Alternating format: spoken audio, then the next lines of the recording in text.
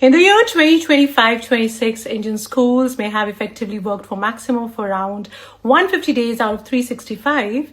In some places, it could feel even lower, close to 95 to 98 days. I mean, it's a rough count if you go by the official holidays, summer break, winter break, weekends, and add off days of war situations, flood situations. So what does that go on to show? The actual concentrated teaching may only happen for about 40% or even 30% of the days in a year.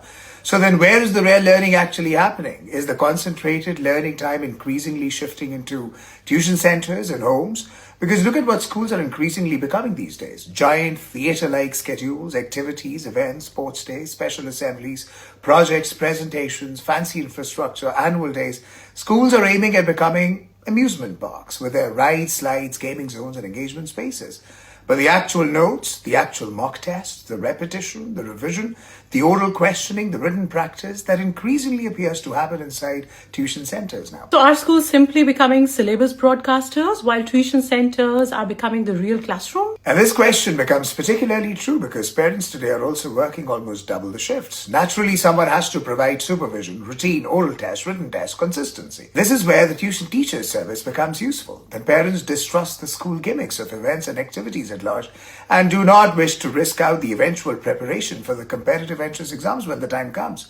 And so they'd rather trust the tuition houses over popular schools, even if the schools have that indoor pools. And particularly in India, where education for many students is happening in a second language, that is English. So education sometimes becomes a lot about memorizing paragraphs. Students find mugging up the printed notes easier than having to understand and self-create answers. I mean, they are lazier about understanding and okay about scoring 70%, which requires a casual mug-up effort. So in a way, our country increasingly seems to run two parallel education systems. One is the regulated one, the school, and the other is the unregulated one, that sometimes starts to feel like the mainstream system of actual academic learning.